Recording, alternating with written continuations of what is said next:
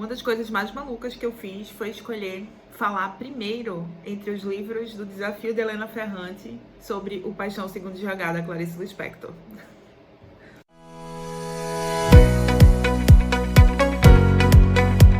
Oi gente, como vocês estão? Bem-vindos a mais um vídeo aqui do meu canal.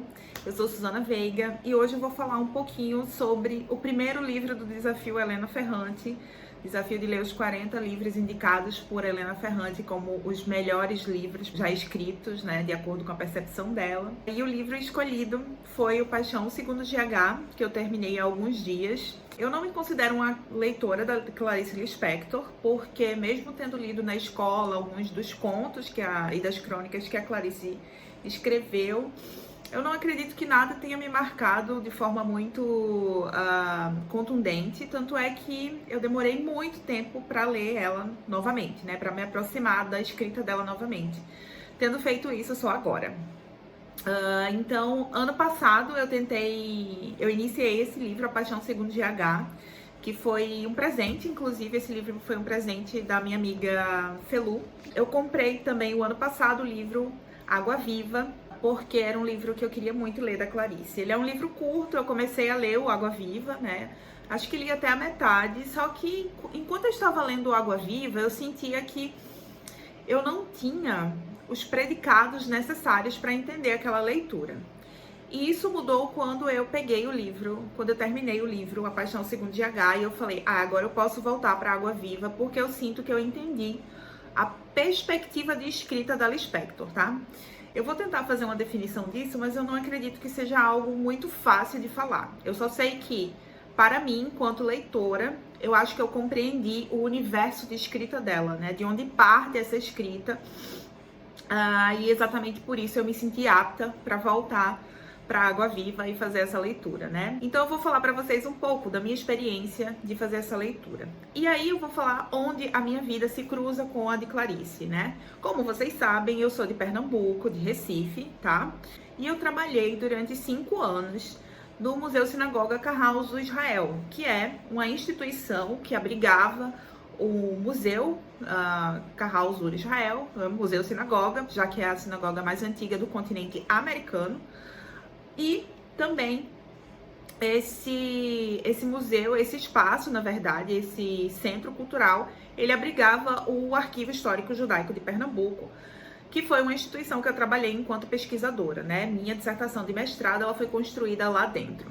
E nesse período, eu fiz pesquisas relativas tanto à presença judaica no Brasil, né? Em Pernambuco, mais especificamente, no século XVI, que é a minha especialidade, quanto também fiz pesquisas paralelas, porque eu trabalhava no arquivo e tinha que trabalhar com todos os documentos que estavam ali, né, nos projetos que estavam ali.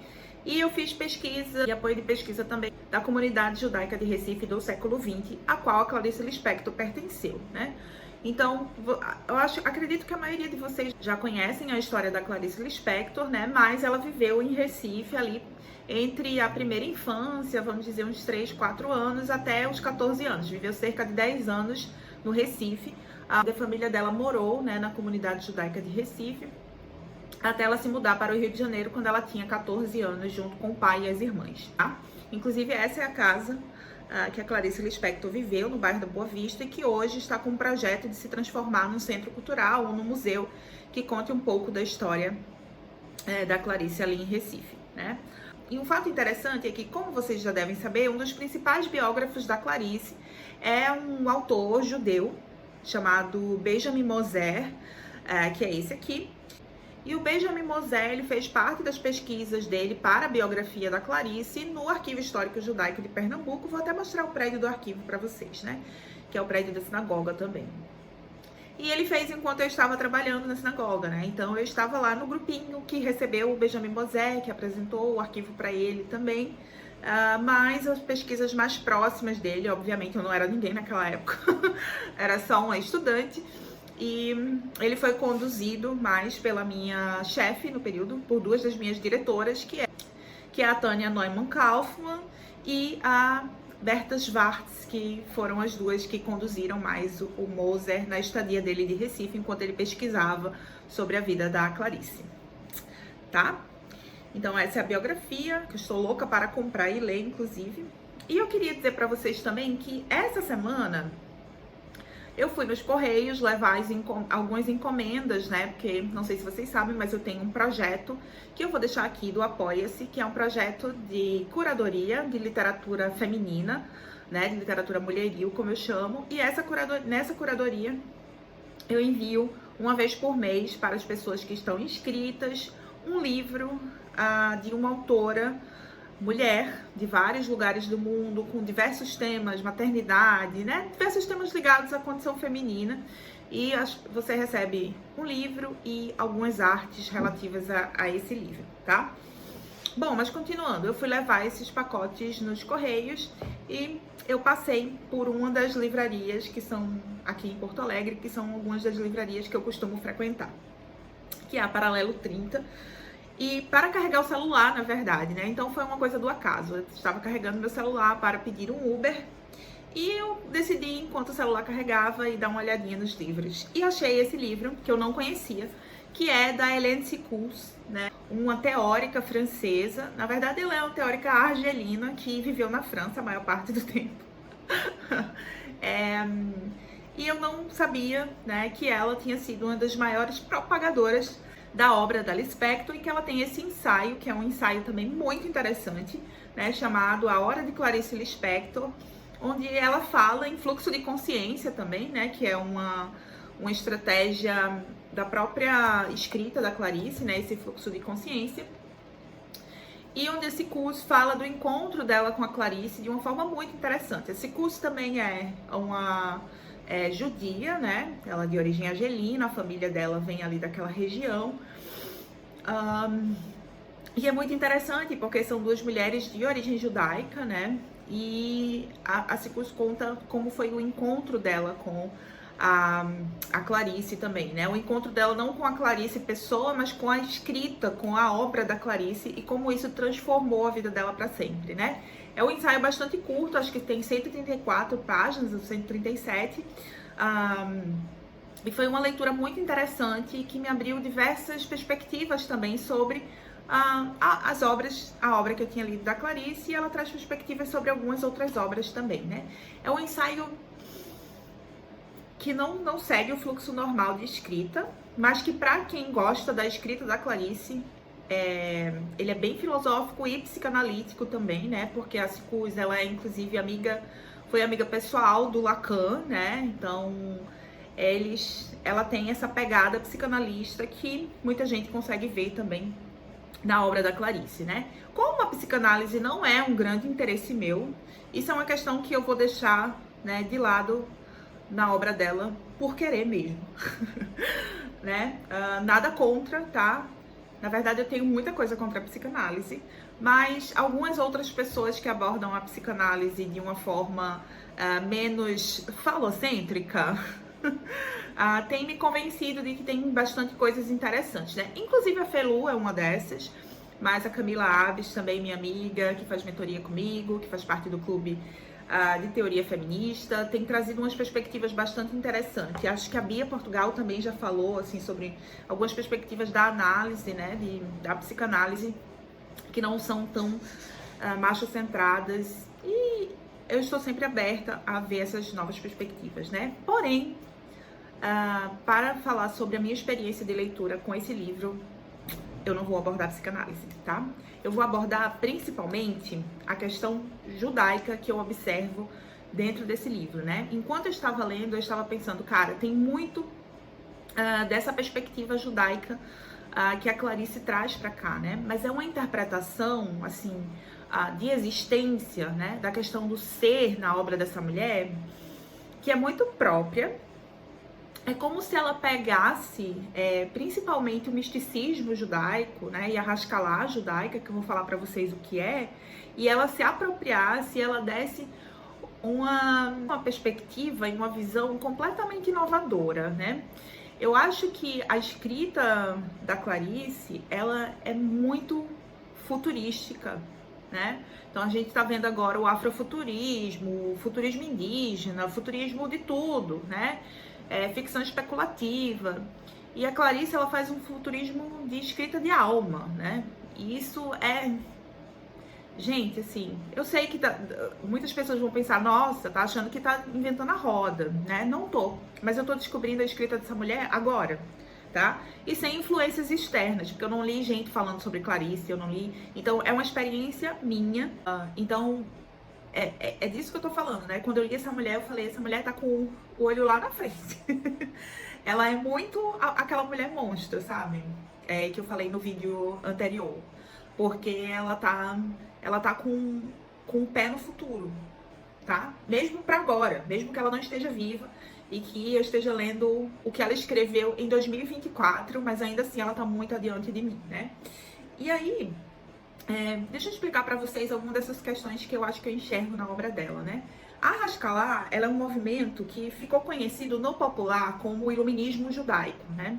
Então é um movimento que começa ali, na verdade, de uma tentativa de secularização do judaísmo e que o judaísmo ali, principalmente na Europa, ele conversasse, ele dialogasse com a sociedade no geral, né? Com o que estava sendo transformado ali. Ele é um movimento do final do século XVIII também, início do XIX, então é contemporâneo também a essas transformações do próprio iluminismo, né? Da modernidade europeia. Mas era uma tentativa de assimilação também, né, dos judeus para dentro dessa cultura mais geral, né? Então trouxe um movimento que é muito masculino, obviamente, porque o patriarcado está presente no judaísmo de forma muito intensa, como a maioria de vocês já devem saber, né? Mas é um movimento muito interessante. E apesar de ser um movimento que foi muito ligado, muito associado com a questão da racionalidade, da secularização, do pensamento liberal, ainda assim, existe uma parte, né, mais oculta, digamos assim, nessa iluminação toda, uma parte mais de sombras, digamos assim, que é dessa parte de um resgate do misticismo judaico também, né? E o misticismo judaico, ele é muito interessante porque ele pensa a questão do destino, ele pensa a questão do fado, né? Do fado no sentido de destino, né? Existe um conceito também que eu até trabalhei num dos textos do meu Substack, eu vou deixar aqui também o link, que é o conceito de Tikkun Olam, que é esse conceito de destino e de retificação, né? Que estaria ligado a um destino do universo, mas que estaria no macrocosmo e também no microcosmo, que é o interior, né? Que é esse... eu acho que é esse diálogo que a Clarice faz aqui na Paixão Segundo GH, né? Ela tá o tempo todo pensando no mundo, mas pensando na alma, pensando no interior e pensando no exterior, né? No macro e no micro. E isso é muito do misticismo judaico, né? Isso é muito precioso também, né? Como essa mulher, ela pensa no ser, na gente, nesse sentido de destino, mas de um destino que se pode escolher. Não é um destino que é escrito em pedra, né? É um destino que é um destino escolhido. E isso é muito legal, né? Tanto é que na abertura, eu me prendi a duas coisas que ela fez, né? A primeira foi quando ela fala a possíveis leitores. E ela fala que este livro é como um livro qualquer. Mas eu ficaria contente se fosse lido apenas por pessoas de alma já formada. Aquelas que sabem que a aproximação do que quer que seja se faz gradualmente e penosamente, atravessando inclusive o oposto daquilo que se vai aproximar. Aquelas pessoas que só elas entenderão bem devagar que este livro nada tira de ninguém. A mim, por exemplo, o personagem GH foi dando pouco a pouco uma alegria difícil, mas chama-se alegria. E eu achei isso super interessante, principalmente essa ideia de uma pessoa de alma formada, né? E eu fiquei pensando, no primeiro momento a gente pode pensar, bom, ela tá dizendo que um leitor, para compreender ela, né, ele precisa ter certa maturidade, ele precisa ter uma alma formada. E alma formada, geralmente a gente entende quando aquela pessoa que chegou a um determinado nível de sabedoria, que tem mais conhecimento, né? Então, um adolescente de 14 anos lê esse livro aqui, né? Vamos pensar assim, ele não teria essa capacidade que a Clarice diz aqui, né? De ser um leitor de alma formada. E eu acho que não tem nada a ver com idade ou com essa maturidade no sentido que a gente dá, né? O que ela diz aqui, no meu entendimento, como alma formada, é uma pessoa que chegou no ponto que a GH chega nesse livro, que enxergou, que viu a essência do ser, a pureza do ser, né? Eu fiquei pensando enquanto eu lia que ela meio que falou pra gente que alcançar esse lugar é se desapossar, é se tornar nada, né? E aí vem a outra parte que inicia o livro, né? Que é uma citação que ela faz ao Bernard Berenson. O Bernard Berenson também era um judeu. Por isso eu queria abordar isso, gente, né? Tudo aqui tá conectado a essa vivência, a essa intelectualidade judaica também, né? O Bernard Berenson, assim, eu tenho algumas questões com ele, mas eu acho algumas coisas que ele fala muito preciosas, né? Ele foi um dos principais historiadores da arte renascentista, né? Ele é um dos grandes nomes da arte renascentista. Não só ele, mas a mulher dele também, né? Mas eu não vou trazer essa discussão pra cá, porque a gente quer discutir a Clarice. E ela diz assim, ele diz, né? A complete life may be one ending, in soulful identification with the non-self, that there is no self to die. E eu fiquei pensando, né, que ela fala em vários momentos aqui, né, que para entender o que é ser, a gente precisa chegar ao nada, basicamente, né? E eu entendo que o que ela chama de alma já formada é, na verdade, uma alma que entende ou que chega no conhecimento de que para viver, né, de que para ser, só precisa existir. Basicamente, o que ela está dizendo é, nada do que a gente conhece, nada do que a gente vê, nada do que a gente tem é existir. Existir é viver. Basicamente, a partir do momento que eu nasço, eu existo. A alma já formada é eu me despossuir tanto, é eu chegar a um nível de nada tão grande que eu precise de tudo. E ela diz isso aqui, né? E vejam como isso é profundo, né? Ser é algo que a gente já nasce sendo. E ela diz que a gente só chega nesse lugar quando a gente se destitui de tudo. Quando a gente entende que nada do que nós acrescentamos a nós nos define. Eu não sou definida pelas minhas experiências. O meu viver, o meu existir, a minha dignidade humana não está reduzida ao fato de eu ter muitos livros e ter lido todos eles, ou de eu estar vivendo na rua e não ter lido um livro na vida inteira. Nada disso me define enquanto um ser humano. Nada disso define minha dignidade. Nada disso define a minha maldade ou a minha bondade. Por quê? Que o existir, o amar, né? Porque ela associa muito o amor a existir, né? O amor é fatal, é tão fatal quanto a vida, né? Porque ela diz, a fatalidade que nós temos, na verdade, é viver. Porque viver é essa fatalidade, né? Você está condenado a viver a partir do momento que você nasce. A viver e a morrer, né? Morte e vida são uma coisa só. São duas fatalidades. É o nosso destino, né? Todas as outras coisas são só coisas. E eu achei isso de uma sabedoria, de uma preciosidade, sabe? Porque é exatamente o que ele diz aqui, né? E aí, tem uma outra citação dele que eu fui procurar porque eu tinha visto um dos textos que eu li sobre ele quando eu estava lendo sobre arte renascentista, né? Porque como eu estudo século XVI, eu preciso conhecer de tudo desse período, né? Inclusive do Renascimento. E aí, eu achei essa citação que eu tinha salvado dele, que é o seguinte, ele diz assim, né? Em Esboço para um Autorretrato, ele diz, o Bernard Berenson, né, no caso. Quando me volto retrospectivamente para 70 anos de consciência e relembro os momentos em que me senti mais feliz, eles foram, na sua maior parte, aqueles que me perdi de mim quase completamente no instante de harmonia perfeita. E isso casa tão bem com o que a Clarice falou, né? Porque o que somos nós? O que é Suzana?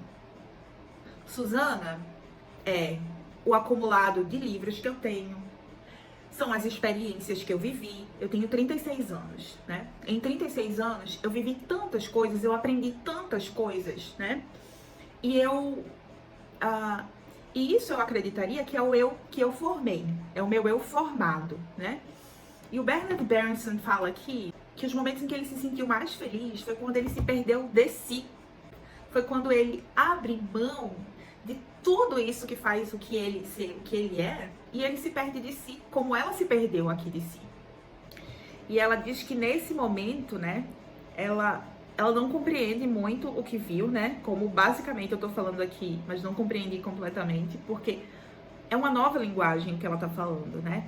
E ela diz aqui, né, só por um tremor, um inesperado tremor de linhas, só por uma anomalia na continuidade ininterrupta da minha civilização, é que por um átimo experimentei a vivificadora morte. Morte de quê? Morte do eu, né? Ela se esvaziou do eu, ela se desintegrou, ela se dissolveu, né? E ela diz, a fina morte que me fez manusear o proibido tecido da vida. Então, quando ela morreu, na verdade ela viveu, ela teve uma nova existência, né? E enquanto eu gravo esse vídeo e falo aqui com vocês, eu tô pensando, será que eu entendi mesmo? Será que essa mulher falou algo compreensível? E ela diz, toda compreensão súbita soa como uma aguda incompreensão. E é muito isso, porque ela tá trazendo uma coisa tão futurística aqui, né? Tão à frente do nosso pensamento, né? E ao mesmo tempo tão no agora, tão presente no agora, que você subitamente diz, compreendi, e é uma aguda incompreensão. Tá fazendo sentido? Provavelmente não. Mas eu vou continuar. E aí ela diz, inclusive, né, na página 15, ela diz uma coisa interessante, né? Que ela dá a mão a alguém, simbólica e metaforicamente, porque ela tá com medo. E ela diz assim, dar a mão a alguém sempre foi o que esperei da alegria. Muitas vezes, antes de adormecer, nessa pequena luta por não perder a consciência e entrar no mundo maior, muitas vezes, antes de ter a coragem de ir para a grandeza do sono, finjo que alguém está me dando a mão e então vou. Vou para a enorme ausência de forma, que é o sono. E quando mesmo assim não tenho coragem, então eu sonho. E é muito interessante porque ela diz que só na grandeza do sono é que a gente tem coragem de se desintegrar, né? É que a gente conhece essa ausência de forma. E a forma é o eu, é quem somos, né? E quando a gente tá dormindo, a gente não tem consciência de quem a gente é, né? Ela diz assim, ir para o sono se parece tanto com o modo como agora tenho de ir para a minha liberdade. Ela tá se desintegrando de si, como ela faz no sono, né? Então, ir para o sono se parece tanto com o modo como agora, nesse momento que ela escreve, né, dessa experiência, tenho de ir para a minha liberdade. Entregar-me ao que não entendo será pôr-me à beira do nada, será ir apenas indo. E como uma cega perdida num campo, essa coisa sobrenatural que é viver, o viver que eu havia domesticado para torná-lo familiar. E ela diz que ela domesticou a vida para torná-la familiar, que é basicamente o que a gente faz.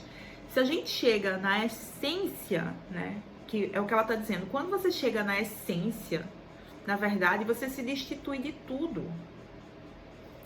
Todas as formas que você deu a você, todas as caixinhas que você se colocou, né, quando você quer chegar na essência do que é viver, do que é existir, você precisa aniquilar isso, né? Simbolicamente, obviamente, né, gente?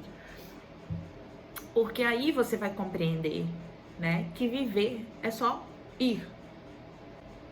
E aí é quando ela diz, né, que no sono, quando a gente se desintegra, ou quando a gente... Porque no sono a gente não tem essa consciência, né? A gente não tá consciente de quem nós somos, do que fazemos, né? Não temos controle. Quando a gente entrega a mão disso, na verdade, né, nesse sono, e ela diz, para o lugar que eu tô indo agora, onde eu tenho que ir para minha liberdade, se parece muito com o sono, se parece muito com esse abrir mão, entregar, né, esse controle, essa consciência, né? A essa coisa sobrenatural que é o viver que eu havia domesticado para torná-lo familiar, né? Essa coisa corajosa que será entregar-me, que é como dar a mão mal assombrada de Deus, e entrar por essa coisa sem forma, que é um paraíso que não quero. E a outra coisa que ela diz aqui na página 17, que eu achei fenomenal, que ela diz assim, a verdade não faz sentido, a grandeza do mundo me encolhe. Aquilo que provavelmente pedi, finalmente tive, veio, no entanto, me deixar carente como uma criança que anda sozinha pela terra. tão carente que só o amor de todo o universo por mim poderia me consolar e me cumular. Só um tal amor que a própria célula ovo das coisas vibrasse com o que estou chamando de um amor, né? E aí, tem duas outras partes que eu queria ler pra vocês, né? Que ela diz assim: nunca até então a vida me acontecia de dia. Nunca à luz do sol. Só nas minhas noites é que o mundo se revolvia lentamente. Só que aquilo que acontecia no escuro da própria noite também acontecia ao mesmo tempo nas minhas próprias entranhas. E o meu escuro não se diferenciava do escuro de fora. E de manhã, ao abrir os olhos, o mundo continuava sendo uma superfície. A vida secreta da noite em breve se reduzia na boca ao gosto de um pesadelo que some. Mas agora, a vida estava acontecendo de dia, inegável e para ser vista, a menos que eu desviasse os olhos. A menos que ela não quisesse conhecer, né? E ela diz em outro momento também, né? O mundo só não me amedrontaria se eu passasse a ser o mundo. Se eu for o mundo, não terei medo. Se a gente é o mundo, a gente é movida por um delicado radar que guia, né? Quando ela diz, o mundo só não me amedrontaria se eu passasse a ser o mundo, é porque nós também somos o mundo, né? É porque essa ideia, né, do microcosmo, do macrocosmo, né, do destino cósmico, digamos assim, né, ela está muito presente nessa ideia de universo, de mundo, mas que nós também temos esse mundo interior, né, que ela está falando, né, que para ela é a alma, né, essa alma formada, é esse destituir e precisar, é a necessidade, né, que faz a gente se mover por esse destino, por essa vida, né, que conduz a gente a querer, a ir atrás, né. E se eu for o mundo, não terei medo. Se a gente é o mundo, a gente é movido por esse delicado radar que guia, né, que é justamente esse tecido da vida, né. Ela diz, esse radar é justamente você ser atraído por esse fluxo, por esse tecido da vida, né, do existir, digamos assim, né. E uma das coisas que eu achei mais legal aqui também é que, tipo, no início eu pensei em várias metáforas que ela teria utilizado para falar sobre a condição feminina, sobre o patriarcado. Quando eu fui lendo mais, eu pensei, era uma viagem, é interessante. Essa desintegração, principalmente, essa ideia, eu continuo achando que é uma ideia excelente, né? E é onde ela se conecta com a Ferrante também. E que pode ser usado muito bem para a condição das mulheres, né? E para essa nossa definição que é dada pelo patriarcado, mas isso vocês veem no vídeo específico sobre desmarginação, tá? Mas tem uma parte muito legal que ela tá falando da barata, né, como esse ente simbólico ali que ela encontra ali no quarto, né? E ela fala assim: no entanto, Eila, a barata neutra, sem nome de dor ou de amor, sua única diferenciação de vida é que ela devia ser macho ou fêmea. Eu só a pensara como fêmea. E vejam que coisa genial. Eu só a pensara como fêmea. Pois o que é esmagado pela cintura é fêmea. Pá! E é muito interessante porque... O que é que a Clarice está dizendo com isso, né? De forma indireta. Gente, é só pensar. O que é esmagado? O que é que tem nas cinturas das fêmeas? No ventre das fêmeas, né? O nosso aparelho reprodutor, que foi historicamente cooptado pelo patriarcado, né?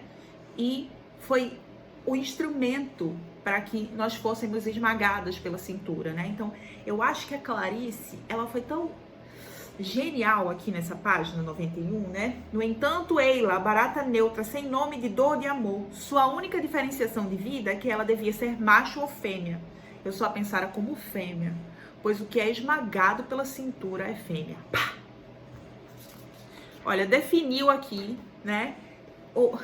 Deu os contornos aqui para o que é o patriarcado, né? Basicamente, nós fêmeas somos esmagadas pela cintura pelo fato de o patriarcado ter historicamente se apropriado da nossa capacidade, né, presumida de reprodução e ter construído todo um sistema de opressão em cima disso, tá? Então, Clarice aqui, olha, foi...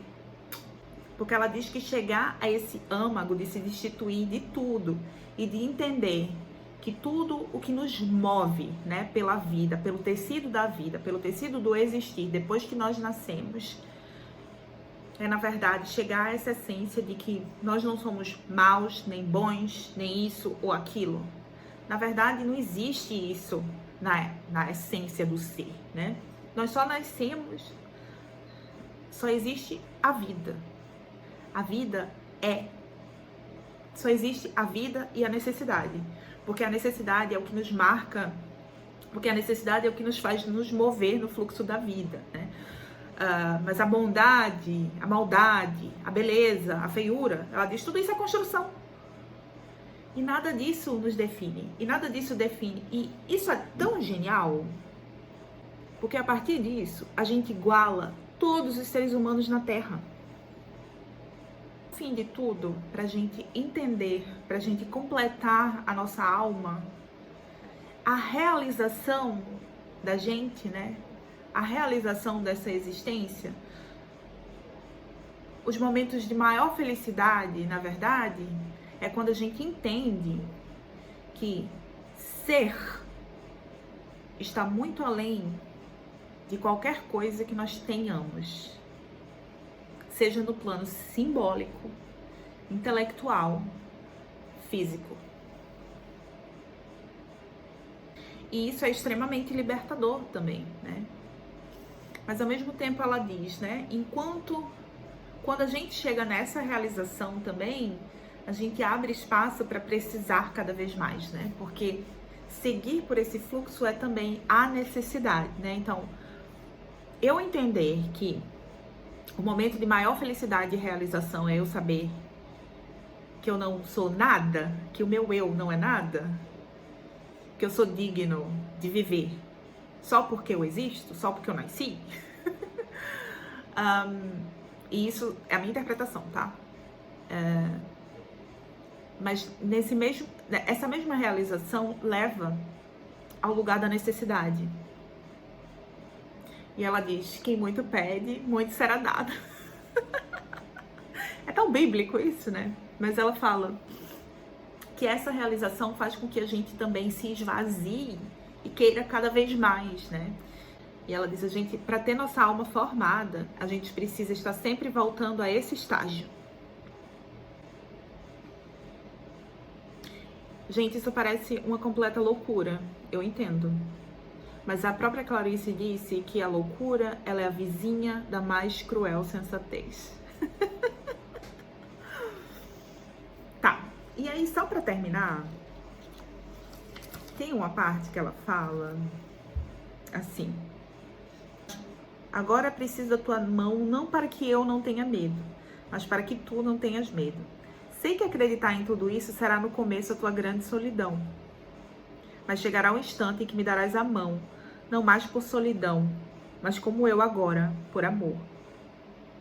Como eu, não terás medo de agregar-te à extrema doçura enérgica do Deus. Solidão é ter apenas o destino humano.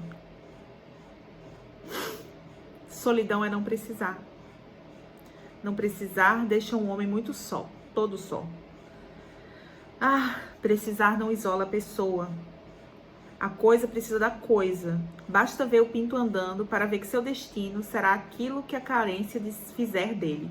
Seu destino é juntar-se como gotas de mercúrio a outras gotas de mercúrio, mesmo que, como cada gota de mercúrio, ele tenha em si próprio uma existência toda completa e redonda. Gente, que coisa mais filosófica! O que ela está dizendo aqui, né? A solidão é não precisar. A partir do momento que a gente acha que a gente não precisa de outros seres humanos, que a gente não precisa mais de conhecimento, que a gente não precisa mais de nada, isso é a solidão, tá?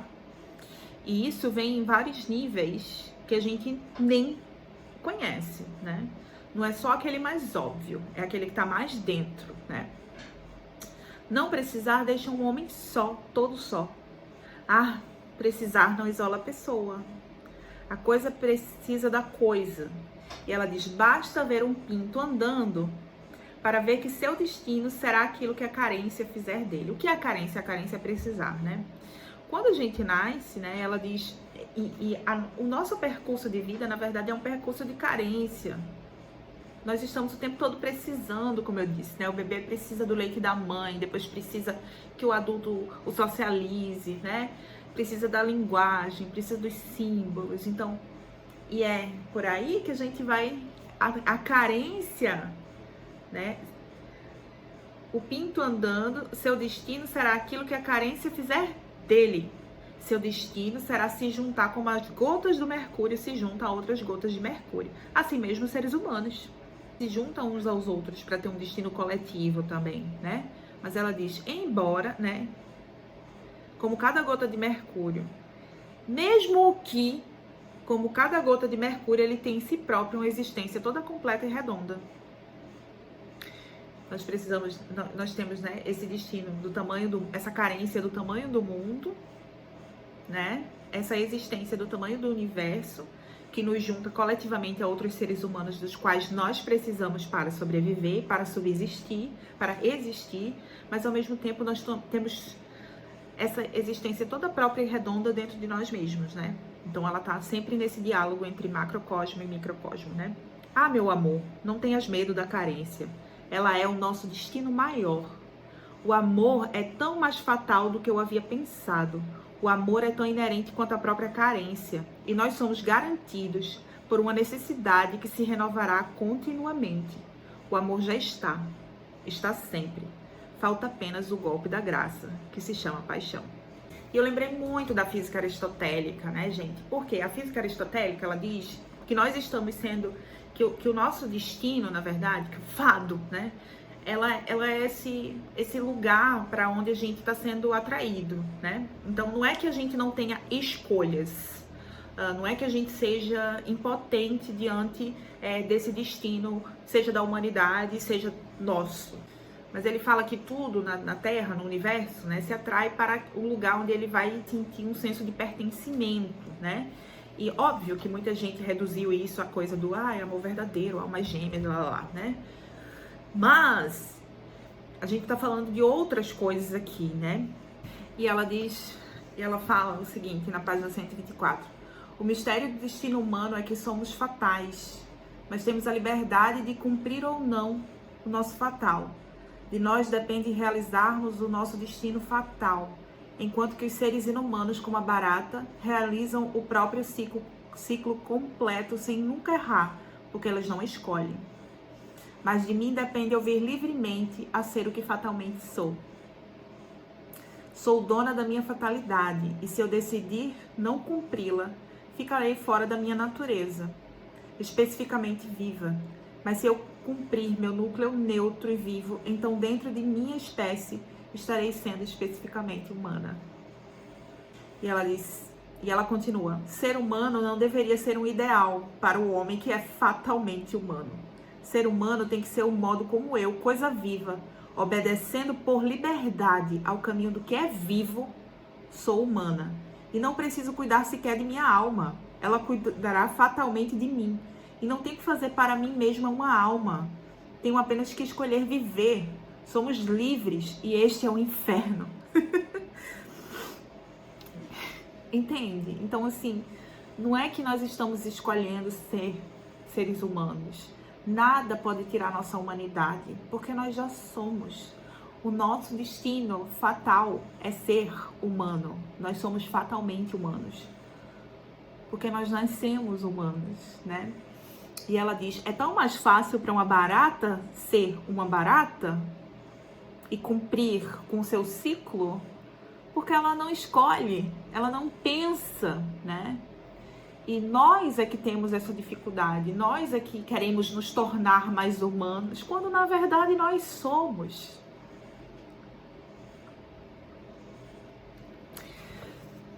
E aí, só para finalizar, ela diz, né? O mundo independia de mim. Esta era a confiança que eu tinha chegado. O mundo independia de mim e não estou entendendo o que estou dizendo. Nunca mais compreenderei o que eu disser. Pois como poderia eu dizer sem que a palavra mentisse por mim? Como poderei dizer senão timidamente assim? A vida se me é, a vida se me é. E eu não entendo o que digo, e então adoro. E para mim, a Clarice, ela chegou à grande questão metafísica do ser. Ela chegou ao que se é. E o que se é que nós somos fatalmente humanos. Esse é o nosso destino, né? Independente de qualquer coisa que nós fizermos. Então, o que eu tiraria O que eu tiraria da leitura da Clarice é que existem questões muito objetivas, das quais ela pode tratar aqui, né? Questões que nós podemos discutir, né? Como muita gente já discutiu a questão de classe aqui, quando ela trata da empregada, questões que a gente pode tirar de uma perspectiva feminista, como é o caso do que ela fala aqui, né? De que a fêmea é esmagada pela cintura, a questão da desintegração, né? De uma forma que foi te dada, né, e que isso está muito presente em como o patriarcado constitui o mito da mulher. Mas eu acho que a questão central da Clarice, né, é muito uma questão, é essa questão metafísica, né, é como ela está se questionando sobre o que é ser. São questões da alma, questão do amor, do sentir, do falar, do uso da palavra, né, com consciência de que esse mundo para além da palavra existe, né? Esse mundo sensível, transcendental, essa quarta dimensão da qual ela vai falar em Água Viva. Ela fala também em algum momento que ela comeu do fruto proibido e a orgia do saber, né?